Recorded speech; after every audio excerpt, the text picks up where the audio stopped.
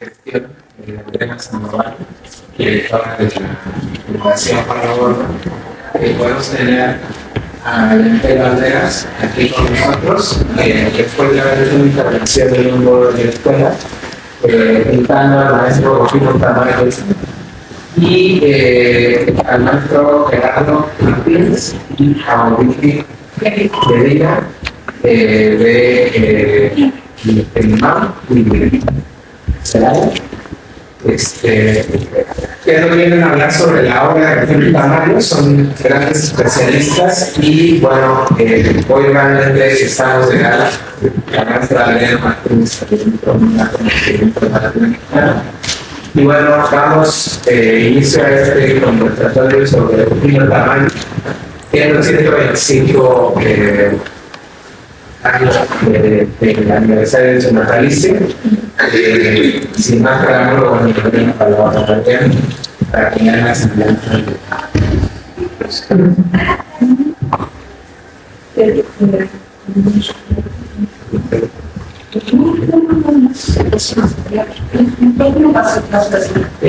Pues no hemos contemplado que las salas tienen muy buena proyección, pero ustedes están en la onda.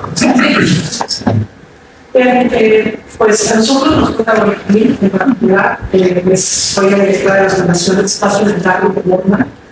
Primero que nada, me toca agradecer la presencia de todos y cada uno de ustedes y también al equipo de trabajo que ha colaborado conmigo en la Fundación para que esto se haya podido dar. O sea, primero para decirles las gracias por su presencia, por el equipo de trabajo y bueno, los compañeros Gerardo de Celaya, de Oaxaca y ahorita está en un proceso interesante de maestría, entonces verdaderamente es un espacio excepcional.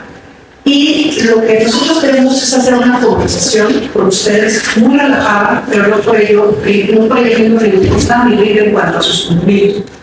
Como muchos de ustedes saben, o quizás por primera vez se topan con este nombre que es Rufino Tamayo, que es uno de los escritores más importantes de la plástica moderna mexicana, de hablar con sus compañeros. Pero como titulamos a esta, lo estuvimos hablando de esta conversación, es compartir un Rufino Tamayo para que ustedes quizás reafirmen su participación en la pintura, en la escultura, en la relación de temáticas que tienen que ver con la identidad, que es un tipo notable para la dirección.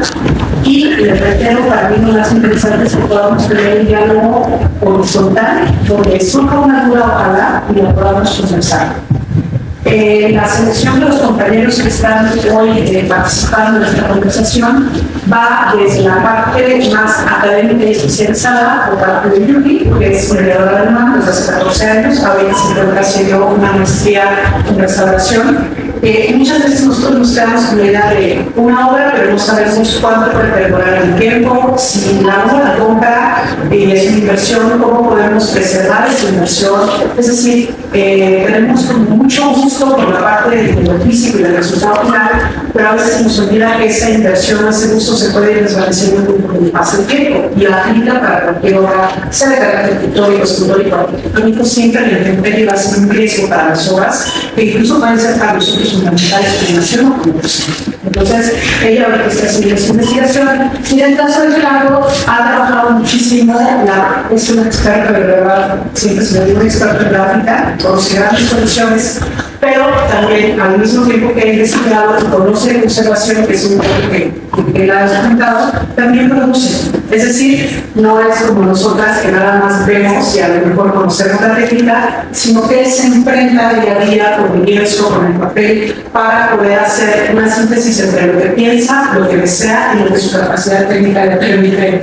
hacer. Entonces, ese es básicamente el perfil de este lado, mientras con el que es un caso muy bonito porque él se ha dedicado a trabajar en el espacio público, en lo que se conoce como espiral, pero es esta acción pictórica en la calle que, a diferencia del espiral norteamericano, en el caso de Oaxaca, que es de donde viene, tiene mucho que ver con la democratización del arte. Es decir, romper con esa idea de que la persona se encuentra en la galería o en el museo y que por el contrario puede salir, ¿no? Y también ahí está el intemperie, que va a durar un poquito, pero lo que busca esa obra del espacio público es de tener una reflexión de varios tipos. Ha trabajado temas que tienen que ver con una crítica a la veracidad de la industria, de los sectores del campo, como Oaxaca, lo que tiene que ver también con la pérdida de la identidad, cómo la identidad se ve acechada por ciertas circunstancias en la propia Oaxaca. Entonces, si se dan cuenta, es una diversidad interesante. Y bueno, en el caso de los investigadora, y a mí la vida me ha dado la oportunidad de que todo mi trabajo de investigación de varios años diera como resultado la creación de una fundación que actualmente trabaja con la preservación y la memoria, el trabajo de Juan Público Local. Entonces tenemos la creación de una fundación, el espacio público, la preservación y la investigación y la creación. Entonces, esto para ustedes, compañeros, para mí es la mejor forma de celebrar el aniversario de un pintor que seguramente tuvo sus dificultades, pero que logró ser muy visible. Y la mejor invitación para eso es que si ustedes se encuentran en este camino del arte, puedan encontrar en el testimonio del día de hoy de nosotros una oportunidad para recuperar su tiempo. Eso sería para iniciar.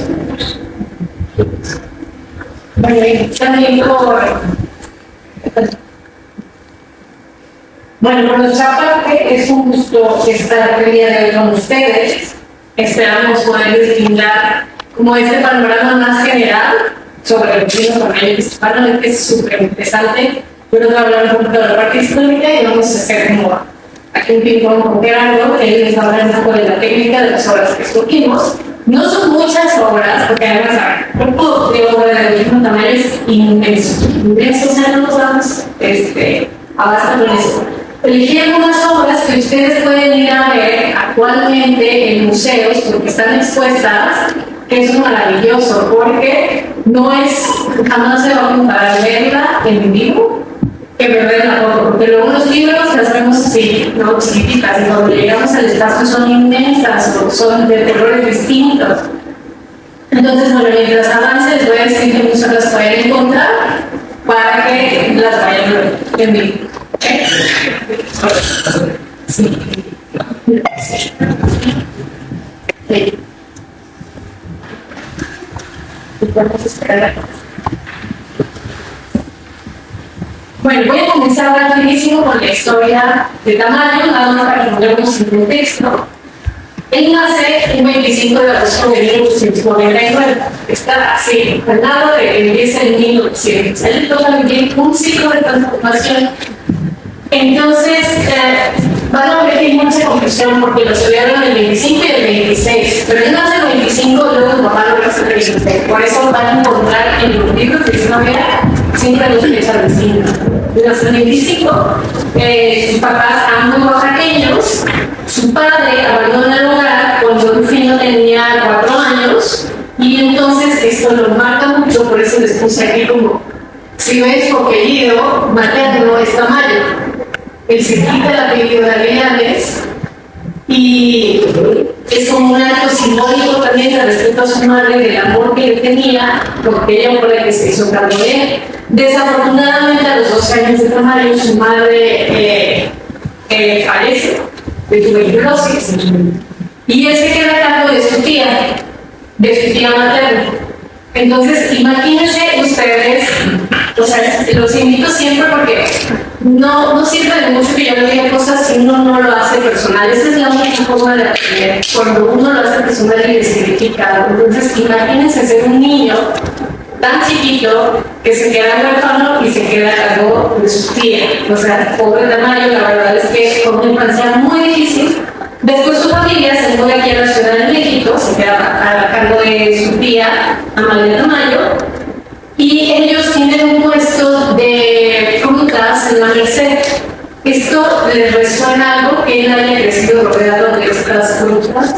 En su obra han visto frutas en su obra. Sí, o sea, es muy importante. Las sandías es por lo que más es conocido el Tamayo siempre. Curiosamente, hay un texto que después lo pueden buscar. Les voy a citar varias cosas de ahí. Se llama Mi lenguaje, mi pintura. Y Tamayo cita en este texto texto que a él nunca le llamaron las frutas. Dice, curiosamente cuando era niño, jamás apetecía aquellas frutas. Por más que se hubiera rodeado de eso, no le gustaba. Eso es muy curioso, ¿no? Porque por general a los niños las verduras no, pero las frutas sí, y tamaño. Bueno, entonces, él tiene esta curiosidad y esta necesidad de pintar. Su familia, su piel especial, quiere que él estudie contabilidad para que él lleve el negocio familiar.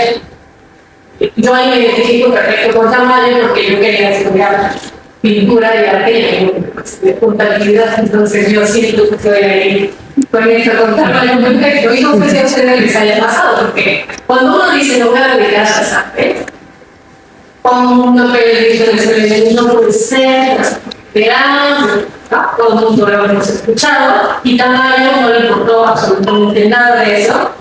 Y entonces él empieza a pintar. Antes había postales, pero a ustedes no les tocó nada de eso, pero había postales de las obras, porque las obras no llegaban, él las copiaba, y ahí se dio cuenta que por ahí iba a necesitar. El tío lo vio y dijo, mira, no pagamos más de contador no la hace, vamos a inscribirlo a la Escuela Nacional de Bellas Artes, y esos dibujitos de las postales le sirvieron como base de entrada a esta escuela. Aquí, bueno, eso es, no sé, muy claro, pero ya estudiando en la escuela, este señor, pues que viene aquí, llega con unas ideas un poco fuera de la señora Alfredo Martínez. Él introdujo una técnica a la academia que se llamaba el impresionismo. Tamayo siempre estuvo peleado por la academia. Tamayo ya tenía muy claro qué quería hacer y decía que lo que le enseñaban en la academia no le servía de nada. Tomó junto con algunos amigos un grupo de rebeldes y le pedían a sus profesores cosas que no les podían. Porque imagínense, yo no sé cómo son sus clases, si son bien tradicionales o no, pero él decía, ¿por qué seguimos copiando el pasado? ¿Por qué tiene que ser todo idéntico a la realidad? Y no podemos tener un lenguaje propio. Eso era lo que buscaba Tamayo, un lenguaje propio, y la academia le decía, tú tienes que copiar tal cual es el modelo, como se ve así, como se ve en el europeo, etc. Y bueno, que estaba en contra, llega este señor y él crea algo de las escuelas al aire libre. Esto que vemos aquí es una obra de 1921 en Oaxaca, muy temprana, y aquí sí se puede ver, no sé si se alcanzan a ver, que se ven muy claras las pinceladas. O sea, se ve que tiene mucho óleo, está muy cargado, ahorita nos va a hablar algo de eso. Aquí les tengo unos detalles, a ver qué les pueden decir de esta técnica. Claro, pues como pueden ver ustedes aquí, ¿quiénes son estudiantes de pintura o son pintores para dar una idea y decirles diciendo? No, hay todos los Bueno, ustedes saben, pues el óleo, cuando no lo diluye, se hace más pastoso. Es como la pasta de dientes prácticamente, pero más. Y aquí lo que se hace es pasar de una sola vez por el mismo lugar con el pincel. Ustedes en su paleta van a hacer la mezcla que ustedes necesitan sin diluir, y de una sola vez con su pincel, en este caso de cerda. ¿Ubican los pinceles de cerda? Sí. ¿Saben de lo que es un pincel de cerda lleno de pelo? Sí. Los de pelo son suavecitos. Ahorita es fascinante porque ahorita hay miles de pinceles muy baratos de pelo sintético, pero normalmente se desmaya. No se puede pintar fácilmente así, a menos que dejen que se seque la pintura de su pincel de pelo sintético. Pueden lograr eso. Necesitan pelos de cerda, normalmente de cerdo, de pelos de cerdo, de su oveja. Sí. Entonces toman la pintura así gruesa y de una sola vez, de una sola intención, dejan ahí su huella de su pincel. Muchas veces esa pintura, como está hecha en fresco, se va a influenciar de otro color y a veces ya no la pueden usar, porque ese está tan bien hecho que no se ven sus colores. No sé si lo notan. Es un ocre completamente limpio, gracias. Aquí se ve un ocre completamente limpio, aquí ya hay otro tono, y aquí hay otro tono de cine natural, y el blanco, completamente limpios. Esa es la manera en la que pueden lograr eso. Y a la primera. Entonces, esta obra, si la quieren ver en vivo, está ahorita en un museo que está cerquita del centro, que se llama Pueblo del Paraíso. La entrada es gratuita, es un museo de Baramex, es increíble, hay colección de Baramex, hay colección de Sura. Está como por la mitad del recorrido, junto con otro detalle que les voy a mostrar ahorita, para que vayan a apreciar el color y la textura, sobre todo, porque es una textura muy rica que después en la obra de tamaño ya no se va a ver, porque lo hace solo en esta época y después evoluciona a otra cosa. Después, por estos años, esto es una fotografía de la exposición que hicieron en el Museo Nacional de San Carlos hace como un año sobre el método Desmogar. Este señor de aquí es Alberto Desmogar, que era un artista mexicano, que inventa en esta época un método con su nombre, porque no sé si han oído de este señor Vasconcelos, que tuvo la tarea titánica de enseñarle a todo el país a leer, a escribir y a sacarlos del analfabetismo. Hizo una labor muy buena también en las artes, porque yo creo que desde esa época, no sé qué piensan ustedes, que no ha habido otro esfuerzo así de grande para impulsar la cultura en general en el país. O sea, no me suena, pero hizo una labor importante. Su método se basaba en usando, vean estas líneas que son las básicas, es muy parecido con la línea.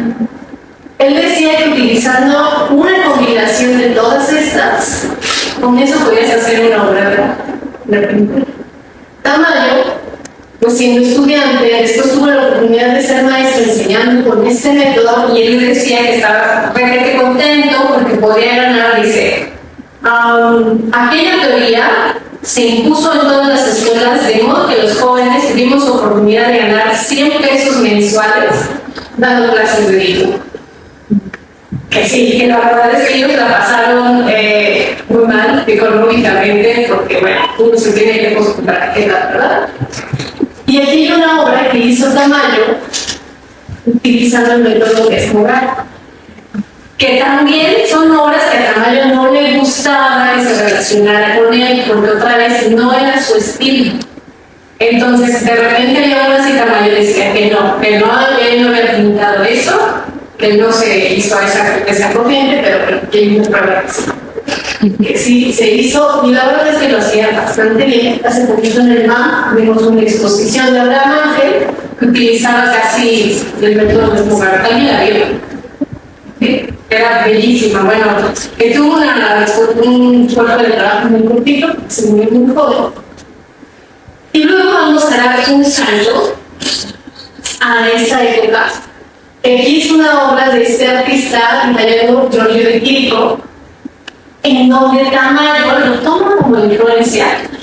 Y no es que se haya sido así como de casualidad, porque Tamayo se fue a Nueva York a estudiar, porque él decía, que como yo les había comentado, que aquí no había lo suficiente para que él despegara su carrera. Entonces dijo, bueno, si aquí no lo voy a lograr, ¿por qué no mejor me voy a otro lugar en donde pueda aprender más? Y él decía que Nueva York era su lugar. Entonces, un poquito antes de irse a Nueva York a todo esto, él decide, porque pues, obviamente no tenía dinero, montar una exposición aquí en el centro, en una ubicada la tienda de la Coca-Cola, es un negro, ahí antes de que fuera grande de un local. Eran locales pequeños, ahí montó su primera exposición Tamayo. Eso deben de tenerlo ustedes también como estudiantes, estar seguros de lo que están haciendo, que no les importe que los demás digan no sirven, no les gustan, no sé qué. Confíen siempre en su trabajo, en su instinto, en lo que a ustedes les guste hacer. Eso fue lo que llevó a Tamayo tan lejos siempre. Se va, vende con lo que vende en esa exposición, más sus ahorros, porque compran muchos, se van a Nueva York sin saber la realidad, sin tener dinero, y digo, ya a ver qué hago, se va con un amigo Carlos Chávez, y bueno, ahí se vende a toda esa influencia que tiene. con esto. Ahora, ¿por qué les enseño esta? Ven y díganme qué similitudes se encuentran. Ven bien el paisaje, esto, los plátanos. Con esta obra. Esta también la pueden ver en el cuadro de Paraíso. Desde la lección a la vez, la primera lectura. A lo mejor aquí la imagen no se diferente. Pero llevan los plátanos. Y son elementos que le llamaban como metafísicos, o sea, esta composición en donde uno diría que tiene que ver esto con esto. Y luego esto de aquí. Entonces, aquí vamos a ver qué funcionalidades y quiero que nos comparen lo que les parece Gerardo con los que vimos de la obra pasada. A ver, díganme de repente así de lo que recuerdo, ¿qué ven de diferencia entre esto y lo que vimos al principio? Otra técnica. Gracias. El tipo de traje, un poco más. ¿De textura? Bien.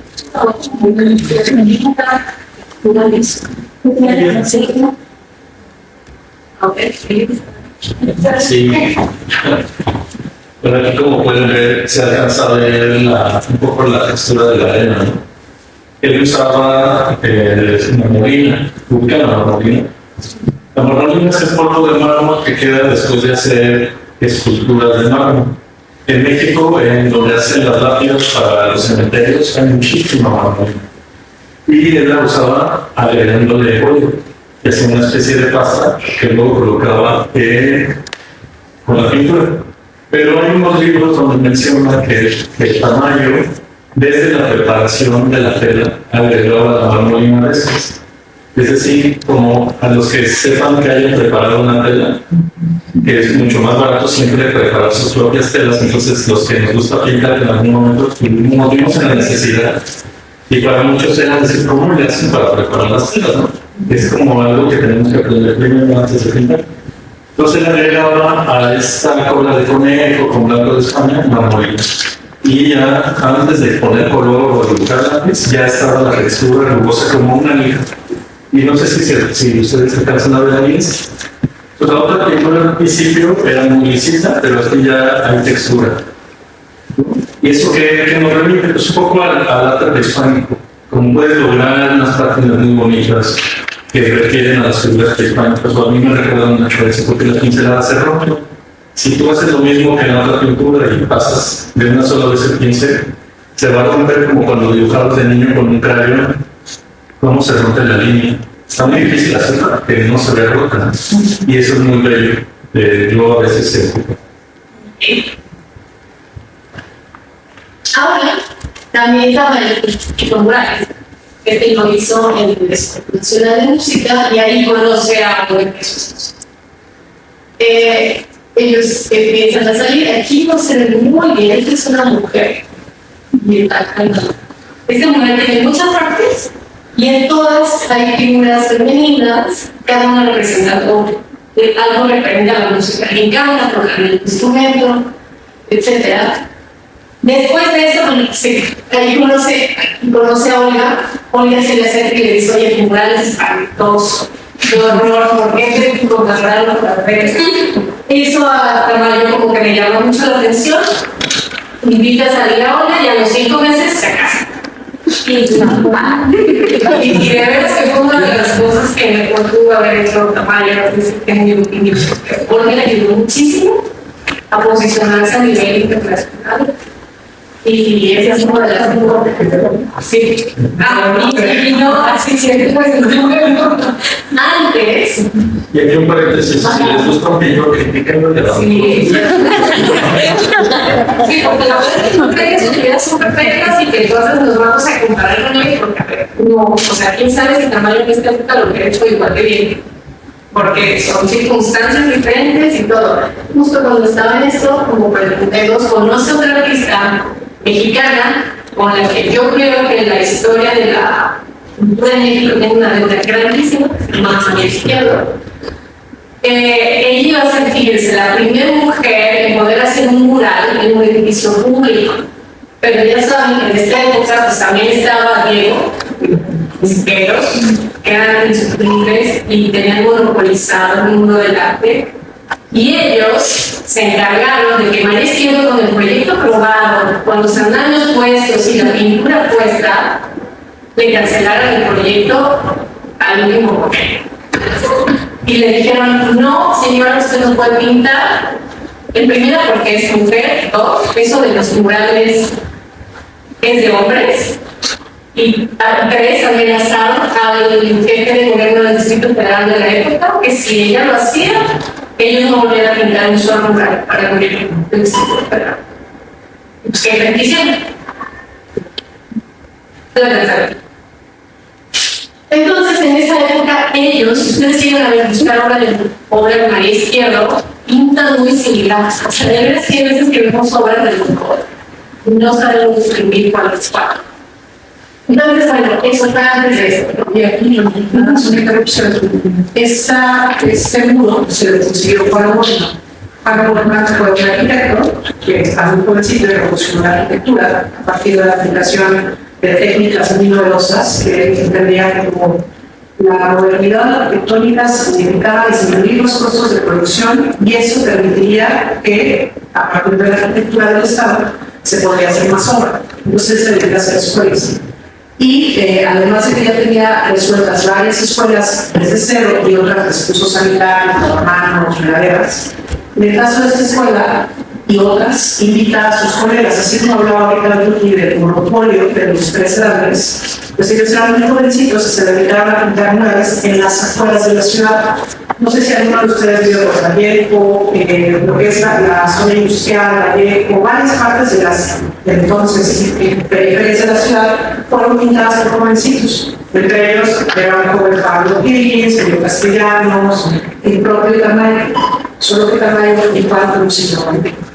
Entonces, por ahí también hubo un concurso de pintura, por el cual hubo mandar en primer lugar y Tamayo de 8 platos. Y no se volvieron a hablar. Hubo una correspondencia en el 52, cuando Borman hace la Biblioteca Central, donde dos criticaron la Biblioteca Central y cambiaron sus números. Entonces no se pagaba. Pero es un plan para Borman, era una comprobación de que no le tenía una parte de Tamayo. Preparada y más agradecida, pero eso lo dice Borman y nunca agradece. Eso es importante. Háganse, o sea, las amistades en esta etapa son bien importantes. O sea, son tan importantes como sus clases y todo lo que van a saber. Porque uno nunca sabe las cosas que van a vivir y cuando van a necesitar. A los que son adultos lo saben. Bueno, después, Tamayo lleva mucho lo que está variamente. Esta es la invitación, se encuentra en una galería de las más importantes en Nueva York. Esta es una invitación que hacen a la exposición individual de Tamayo. O sea, antes de esta exposición estaba Dalí exponiendo en la misma galería. O sea, para que se den cuenta de ya el nivel que manejaba Tamayo también. Y eso es otra cosa que deben de saber los que se van a dedicar al arte y a la pintura. Necesitan un buen galerista, porque los galeristas son los que los llegan a posicionar en lugares importantes y con gente importante para que los empiecen a coleccionar. Que ahora ya hay mucho en Instagram y que ahora sí, pero hay coleccionistas que solo compran en galerías. Entonces, o poner una galería y algunos de artista, no sé, o sea, y si no les enseñan a venderse en sus clases, por favor, pidan, les enseñen a venderse. Porque artista que no se sabe vender, no la van a hacer nunca en ningún lugar. Y creo que es una cosa que se tiene en el lugar. Pero a lo que les tengo, sí, no se sabe vender el trazo.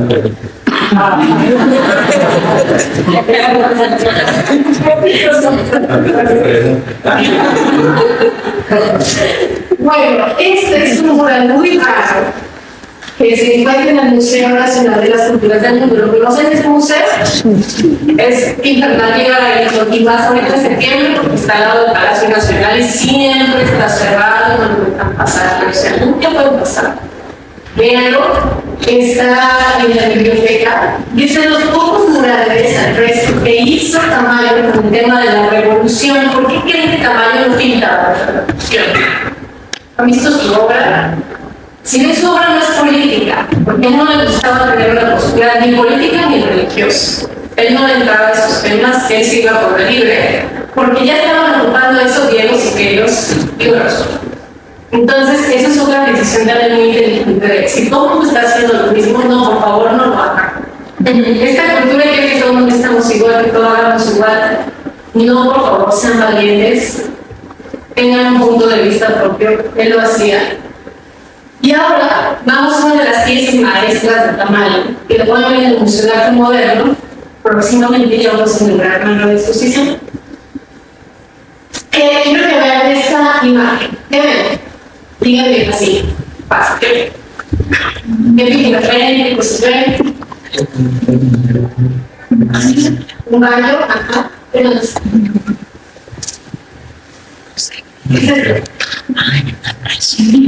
Soy bien claro, una mujer está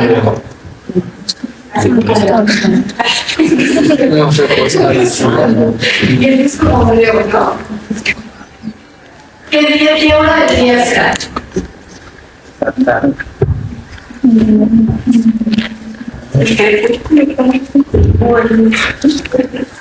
Ahora, ¿de qué año es esta obra? Desde que se cruzó de 1897, o sea, Tamayo todavía no nacía. Cuando nació, vean esta obra de Tamayo, aquí como mencioné, se nos pierde la figura, pero aquí tenemos el concepto. ¿Le encuentran similitudes?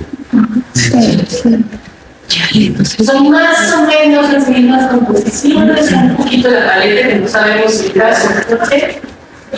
Y el baño, ¿no? Que dijeron. Aquí vemos el boceto de esta mujer que aquí se nos pierden con los colores. Son muy oscuros. ¿La había visto esta obra? Se llama Las Músicas Reunidas. Tamayo tiene un gusto muy particular por la música. Él fue acólito, como su tía era muy religiosa. Él fue acólito en la iglesia y hasta que tuvo el coro. Él estaba muy orgulloso de eso. Entonces, bueno, la música siempre es muy importante para él. Aquí las tenemos en comparación. Y ahorita que tratamos de hablar de la técnica de esto.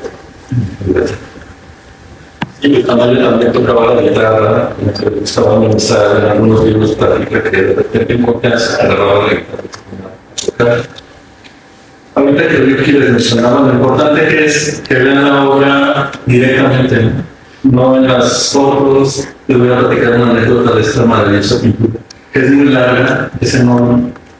Y ustedes tienen el privilegio de vivir en Ciudad de México y tienen acceso a más arte en directo que pues, en otros lugares de la República Mexicana, ¿no? Aprovechen. Porque yo recuerdo haber visto esta pintura en un libro y me fascinaba porque yo veía como unos 3, 4 tonos de azul y veía unos amarillos por aquí y se me hacía complejísimo cómo había logrado Tamayo combinar esos colores sin que se influenciaran, sin que se ensuciaran. Los que han pintado yo creo que saben de lo que hablo, que de repente te quieres poner un azul maravilloso y resulta que paradito tenés una amarilla y hiciste un verde espantoso. Por eso es que cuando por fin vi en directo, es que eso pintó no era chistoso. Resulta que cuando lo vi en principio es una pintura muy diluida. Es bien poco, alcanzas a ver la tela a través de las pinceladas. Y no existe tal tres azules, solo hay un azul. Y se alcanza a ver el dibujo a lápiz, así como este boceto azul. Y es una maravilla de obra porque es como de una persona que ya no se preocupa tanto porque la pintura está impactando para los otros, como esa pintura que vimos pastosa, que se ve muy impresionista. Aquí ya él sabía que con el dibujo bastaba, porque esta pintura alcanza a ver todo eso. Y aparte en estas composiciones tan bonitas, que esto, algunos dicen que es una partitura, pero luego si leemos lo que decía Tamayo es que le agregaba elementos para que la composición funcionara y a veces no tenían ninguna razón de existir más que fueran agradables para los que lo veían. Y esta maravilla de punto aquí casi inseccionable, ¿sí lo que se ubica eso de la composición? Y la seccionable. Si quieren, al final, si alguien quiere preguntar al respecto. que está en una parte clave donde llama mucho la atención y la maravillosa es el color refulgente. Como no sabemos si está cayendo la noche o va a amanecer como en el otro cuadro del sol. Y aquí es puro óleo, ahí no recuerdo que tuviera marmolina, es pura pintura así, muy diluida.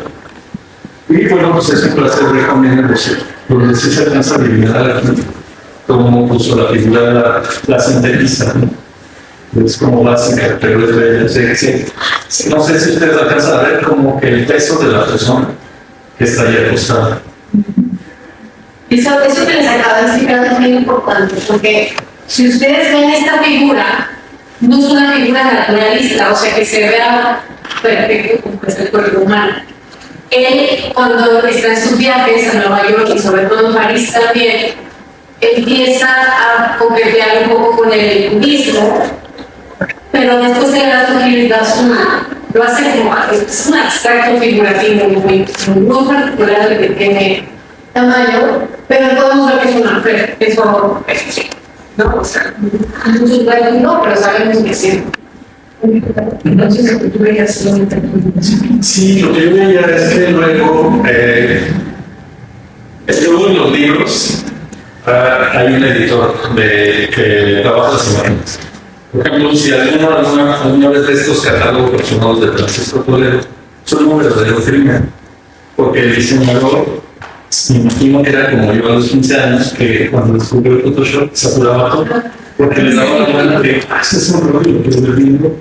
Y los catálogos es importante que lo sepan, no le hacen justicia a la obra en este caso. Entonces, muchos libros no le hacen justicia a las piezas. Por eso es tan importante. Está bien porque yo me enamoré de la música dormida en el libro. Y un día entré al MACO, al difunto Museo Contemporáneo de Oaxaca, porque ya no existe, y estaba en una sala esta pieza maravillosa, y era así como, ¿por qué no pude ver la obra como era originalmente? Entonces no le dan caso la fotografía limpia y estoy la historia de ustedes, ¿no? Está bien ver mucho, porque va creciendo su bagaje. De verdad se va quedando su memoria cuando van a trabajar algo y ustedes ya van a hacer. Sí está bien que ver. Y está mucho mejor si lo ven aquí. Bueno, aquí, para este año, invita a Fernando Gamboa a participar en esta exposición en París y le pide que haga un mural. Imagínense que les encargan a ustedes un mural. ¿Cómo lo harían? No es que es un mural que refleja en muchas partes del mundo. Entonces, Tamayo, porque se lo ocurre y lo deben dibujando, hace este mural de 5 por 4 metros en 4 partes. Entonces, este mural se desarma, lo pueden ver actualmente en el MAM, pero ha viajado, fíjense, estuvo en el 52 en París, regresó aquí al Museo de Arte Moderno, en el 64, y luego se va a Tokio. Es un mural muy importante y por lo que puede viajar es porque tiene esta solución, que se puede desarmar y se puede poner después. ¿Han ido al MAM? ¿Al Museo de Arte Moderno? Bueno, y lo vamos a ver en este lugar. La altura de las paredes del MAM es más o menos así. No es un museo de techos muy altos porque tiene una intención política. Todo tiene una intención política. Los muros del MAM son así porque no querían que entrara el muralismo a la institución. Eso lo dejaron muy claro. Este es el único mural que puede entrar al MAM porque no tiene esta corriente política. Y si ustedes lo ven en los museos también, los museos que son más importantes para el gobierno son los de Lima. Se nota, comparan el tamaño de nuestra antropología con el museo que nosotros. Ya desde ahí uno se da cuenta que hay prioridades. Pero bueno, vamos a revisar esto. Entonces, este es el mural. Como les decía, no cabe. Entonces, el MAM tiene estas cúpulas, que son los únicos espacios en donde se pueden montar para que pues son espacios restringidos, pero ya cuando lo ven en vigor, una cosa famosa. Y este mural aquí tiene unos elementos, como decía el creador, De repente no sabemos si son pájaros, si son libros, si son aquí también parecen frutas o flores, o cosas. Se llama el derecho de la lasaña. Y esta también ya tiene más las características de la obra de tamaño, sus firmas, su estilo. Entonces, no hay una exposición que va a dar de los tamaños. Ya vamos a acabar. Estos son los ejemplos. Aquí va a hablar más claro de esto. Esto nos vamos a enfocar solo en este principio. Esta es una carpeta que le pidieron a Tamayo para que ilustrara el apocalipsis que viene en la Biblia de Jesús. Entonces, Tamayo no le daba miedo experimentar cosas. Fíjense solamente también, experimenten mucho. Es la única forma de aprender, de equivocarse es la única manera de aprender. No sé por qué nos enseñan que equivocarse es malísimo y cómo se debe azotar cuando se equivocó, por favor, no se lo crean. ¿De qué manera se aprende si no es sencillo? O sea, hay que tener mucho error. Bueno, entonces vamos a enfocarnos en esta pieza. Vean esto. ¿Se distingue qué es esto? Es esta escena. Esta es la cromolitografía que ahorita les explico. Y esto, el soporte de la obra es un gobelino. ¿Saben qué es un gobelino? Como un tapiz. Esos que ponían en las casas, en las paredes. Entonces, hace esta obra en este tapiz, con un taller mexicano de gobelinos que está acabado de acá. Que hagan de cuenta, ustedes pueden seleccionar la foto que más les guste, o recorte el periódico, un ticket de compra, lo que sea. Se los llevan a este taller de gobelinos en Guadalajara y se los hacen idénticos en el tamaño que ustedes quieran. O sea, esto es un gobelino muy grande, podría ser, hagan de cuenta esto, pero en vertical. Es una cosa artesanal, bellísima. Sí, no, pero hay un señor que se llama Carlos Sashida, que ya se murió, pero no murió. Y bueno, ahora sí les dejo que les explique qué es eso de la cromolitografía. Es que han oído hablar del offset. Aquí ya entra una técnica fotomecánica para poder reproducir esta piececita de 30 por 40 y hacerla del tamaño que quieras. Entonces antes, bueno, el offset pues se ha dejado de utilizar porque ya está habilitado. Pero antes tú revelabas la imagen en una placa de aluminio y luego esta la podías poner en un rodillo color por color, pero como partes de una fotografía pues queda idéntico. Entonces por eso lo ven tan idéntico como a este. Cada color se pone individualmente, como también en la litografía de piedras. Se va poniendo cada tinta y por eso las texturas las logran conservar, son maravillosas que se conservan. Lo único que llega a pasar es que si te acercas con un pentahilos, pues se llega a ver de la trama de esta forma de revelar. Aquí en esta pieza pues es una arcada, si no mal recuerdo, que va hacia la tierra y va encendiendo todo un fuego, va a destruir todo. Y pues esta maravilla aquí de trazos de tamaño. Sí, más o menos quedó claro lo que la expliqué. Por alguien si quiere preguntar, si no le seguimos. Ya vamos a ver. Sí. Bueno, ustedes al final si quieren hacer preguntas. Luego, esto es muy importante. Como no había Twitter, como no había nada en redes sociales, antes se agarraron las preguntas. Y el que más le tiró a Tamayo, pues que, si quieres ser un militar, sabía lo que era atacar, estuvo en contra de todo el tiempo, por todo. O sea, por la técnica, porque no tenía temas políticos, porque venía muy caro, porque se habla de caballete, o sea, nada le parecía. Y entonces, esto es como una lección que dice, fíjate, si quiero se puso Tamayo, y Tamayo le responde así, las cosas no han cambiado nada.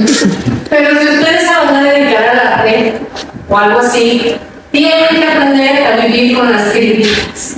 Y tienen que aprender que se les resbalen las críticas. Porque si en la primera ustedes se achican, ya. O sea, ya valieron. Tamayo era muy echado para adelante, muy seguro de lo que hacía, convencido de que su visión era única, y eso también me llevó muy lejos. Creo que es algo que debemos aprender siempre. Si estamos seguros de algo, hay que defenderlo con un casi porque nadie más lo va a defender por nosotros. Eso tenganlo clarísimo. Nadie más lo va a hacer. Entonces, bueno, así de esto de periódicos en el MAM también hay una exposición que se llama Impugna. Pueden ver algunos de estos periódicos ahí y leer todo el chismecito. Está bien. Pero bueno, esa es otra cosa que deben de saber. Y finalmente, pues Tamayo y Olga nunca tuvieron hijos, pero llegó a ser muy famoso, llegó a vender obras a muy buenos precios. Y con todo eso, Rufino decía, ¿qué le hace falta a México? Le hace falta, lo que a mí me hacía falta desde que yo estudiaba. Pasaron muchos años en México, sería igual. No veían a la parte internacional, no veían artistas internacionales y menos arte contemporáneo. Que a ver, lo contemporáneo, acuérdense que se mueve, porque lo que es contemporáneo para esa época ahora es moderno para nosotros. Y lo que es contemporáneo para nosotros en algún momento va a ser los que acá. Pero poca cosa, pero no va a ser lo contemporáneo.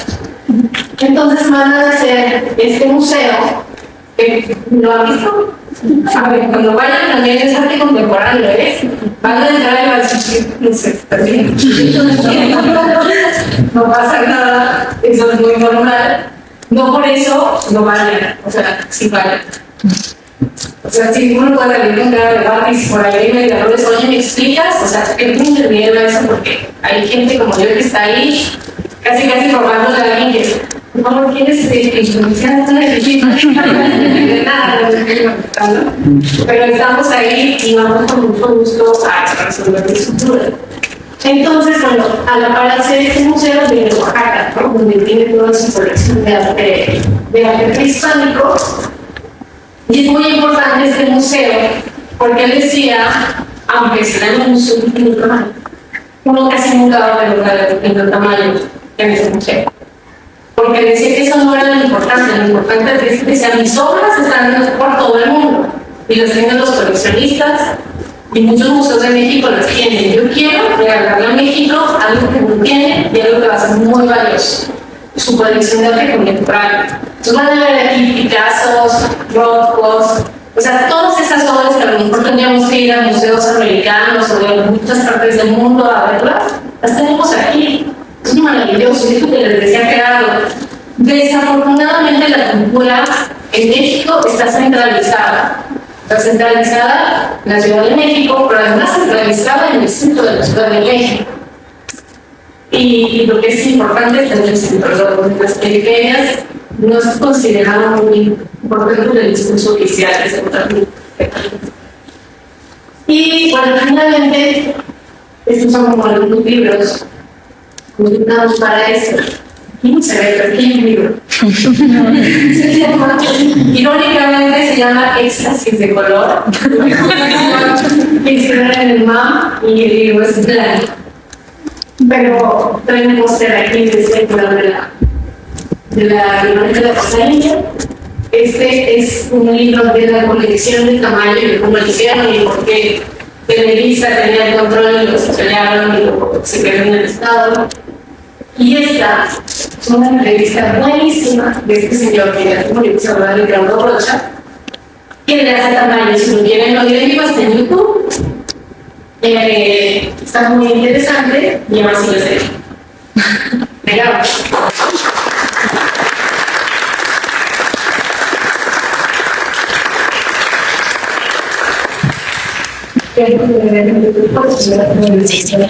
Pero hasta el momento, ahorita nos hemos acostumbrado a la parte histórica que me quería comentar. Valdría la pena resaltar las cuestiones de Tamayo del muerto. Estamos viendo un caso exitoso del arte, al grado de que le puso a su nombre, ¿no? Entonces, es uno de los casos más exitosos del arte mexicano. Y también entender que la forma en la que se cuenta la historia determina mucho qué tan agradable puede ser o no para nosotros interpretar. Hay muchos privilegios que pueden tener ciertos autores, hay otros que son obligados, y la historia justamente va haciendo eso. Investigar hasta pulir tanto una figura para que esa figura genere sombra a otra y ahora sea necesario regresar a la otra que está olvidada. La historia siempre está como un intestino está conociendo y revisitando.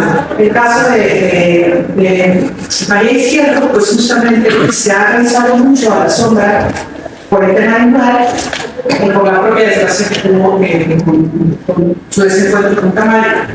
Hoy un día que yo estaba cerrando una cosa muy importante, es un artista con unas relaciones fundamentales, o sea, tuvo una capacidad de relacionarse muy interesante y creo que eso, viéndonos un poco al plano terrenal del ciudadano de pie, sí vale mucho la pena reiterar esto que dijo Oyuki en relación a que tenemos que trabajar siempre en equipo, de verdad. Cultiven sus relaciones ahorita con sus pares, con sus compañeros, con quienes tienen una clase de danza, cultiven a las clases que ven con cerebros. Porque les voy a decir una cosa, el día que les den el trabajo de su vida, el trabajo de sus sueños, van a necesitar. Y es ahí donde se van a dar cuenta de lo difícil que es poder lograr nuestros sueños y nuestros objetivos si antes no hicimos un tejido de relaciones amables y amorosas. Si el proyecto sale mal, no importa, tenemos un equipo. Si el proyecto sale bien y tu equipo te presiona, es la muerte. Entonces, cultiven sus relaciones de amistad. Y bueno, en el caso de Tamayo creo que es un buen ejemplo. Y ahora que ya pasamos de la visión histórica, que seguramente si hubiéramos otras investigadoras más aquí se encontrarían, se separarían, se conocerían, ahora vamos a la visión del pintor, reitero, el que se enfrenta por el odio, por los materiales. Hace un momento a Gerardo hablaba de la marmolina y estos despojos o residuos de los mármoles de los campeones, pero la realidad, el arte también es eso, ¿no? Antes se pensaba que el arte tenía que ver con muy finos materiales, como el mármol, el oro, con los diamantes, pero a partir del siglo XIX, sobre todo del siglo XX, viene un deseo de experimentación y se llega, por ejemplo, hasta el arte basura o arte obrera, que incluye, en literal, la basura, uno como recurso estético, pero también como protesta. Entonces, ahora vamos a escuchar a Gerardo, y por favor, compañeros, aquí sí, lo mismo que sabemos que aprovechen para preguntar así, tal cual, ¿no? Es como la receta. Cuando algo te gusta mucho, y no sé si se le está tocando ustedes, no, oye, ¿cómo le haces? ¿O qué le pusiste porque es algo diferente? La pintura es lo mismo, solo que es un detalle visual. Nos puede llegar a un éxtasis considerable por el azul, como porque está dulcecito, porque está salado, porque está amargo. La pintura es exactamente igual. No toda la pintura nos gusta, eso es un mito. No es cierto que no llega a un museo y todo le fascina. Quien diga eso es mentiroso. La pintura es como las personas. Tú vas por la calle y te encuentras a un montón y te gusta uno o uno. ¿No? O sea, sí, ¿por qué no sabes? Y te empiezas a preguntarte, ¿por qué me gustó él? ¿Por qué me gustó ella? Y empiezas a hacer toda una reflexión de esa persona que te gusta. ¿Estamos de acuerdo? La pintura es exactamente lo mismo. Ustedes se meten en el museo porque les pidieron que se metieran por deseo o por casualidad y se van a encontrar con una pieza que van a empezar a pensar por qué les gusta. Y en ese tratar de entender por qué les gusta, se conocen a sí mismos, pero también van a empezar a ver qué otras películas les gustan. La pintura, con la comida, con muchos otros placeres de la vida están entrelazados. Y entonces ahorita vamos a escuchar la voz y la experiencia del compañero que se ha dedicado hace cuánto. 30 años a la pintura y aquí, reitero, vale la pena. Muchas gracias, Adri. Pues como dice Adriana, no toda la pintura que ven en un museo les puede gustar, pero también no toda la pintura de Tamayo les tiene por qué gustar. Yo a nosotros quiero pensar que nos fascina también. A mí en lo personal me encanta también. Y ahorita les voy a platicar por qué y algunos otros consejos como hace Adri para los jóvenes que es bien importante que los que se quieran dedicar al arte es lo siguiente. A mí, ¿por qué me gusta tanto Tamayo? Porque cuando yo he visto sus obras por primera vez, no sé cómo las hizo. Me ha costado mucho trabajo resolver el acertijo, porque así funciona la mente. Cuando tú ves algo que dices, ¿cómo rayos lo logró? Pasa mucho eso hasta nuestros días, porque la herencia de Tamayo todavía sigue hasta nuestros días técnicamente. Por ejemplo, Sergio Hernández, otro pintor oaxaqueño, que acaba de exponer en San Ildefonso. Y esta técnica de las arenas sigue vigente. En algunas entrevistas dice Sergio Hernández, un pintor del República oaxaqueño, que él ponía los libros de Tamayo así enfrente y su caballete e intentaba llegar a alcanzar lo que hacía Tamayo. Por eso tiene tanta influencia. Y en medio de ellos dos, pues Francisco Toledo, ¿no? Que también es otra técnica de la arena que se maneja completamente diferente. ¿Por qué es importante crear este acertículo? ¿Y por qué es importante ver también mucha pintura, ¿no? Porque como autores, algún historiador del arte escribía alguna vez, no me acuerdo si era John Berger o José Mateos, decía, el arte es ampliar el conocimiento humano. Y eso me encantó. ¿Qué quiere decir? Si ya veo todo lo que hay, como es el caso de Tamayo, que tuvo la oportunidad de ver hacia afuera de México y tuvo el olfato para saber hacia dónde se movía el arte, a diferencia de los nacionalistas, que eran buenísimos pintores, pero que no querían ver hacia afuera, ellos querían que se les reconociera como mexicanos, el arte representativo para el pueblo, y esto y el otro, que son claves en nuestra historia también, pero él estaba viendo al futuro. Como dice el otro pintor extraordinario chileno, Mata, el artista latinoamericano no tiene que andar viendo al piso buscando una carretera, tiene que ver a las estrellas como hace la pantera, tiene que tener semilla de futuro tu obra. ¿Sí? ¿Cómo se logra eso? Intentando, como hacía Tamayo, ser distinto, pero sabiendo ver todo lo que se está produciendo. ¿Sí?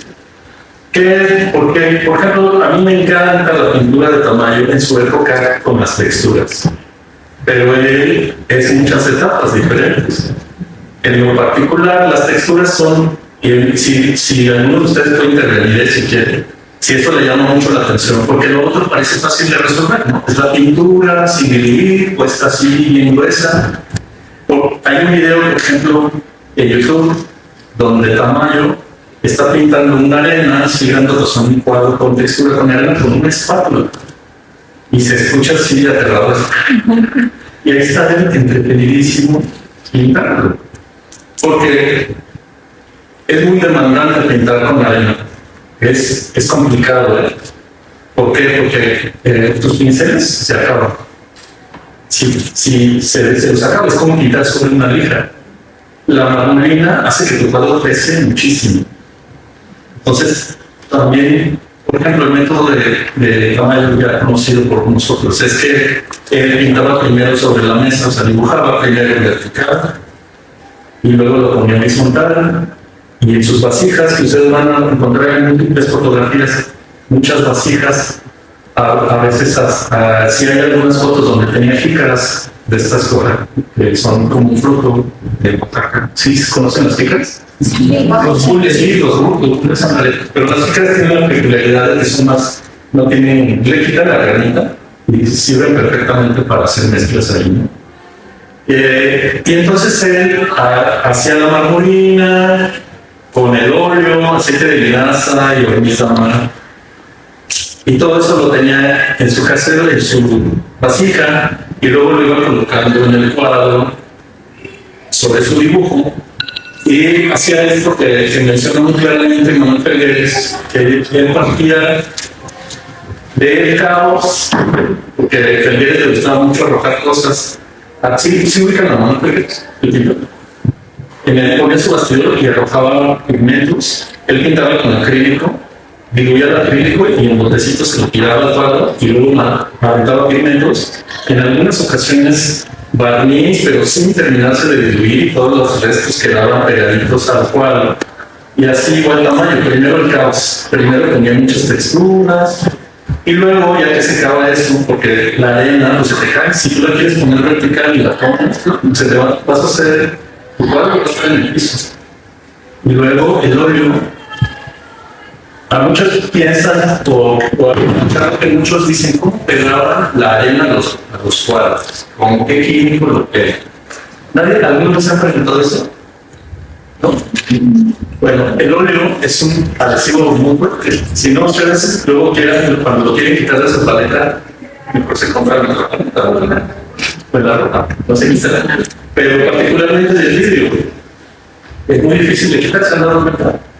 Bueno, igual va a ser en su cuadro. Increíblemente, un maestro mío, Manuel Serrano, me decía: el mejor soporte para pintar óleo es el metal.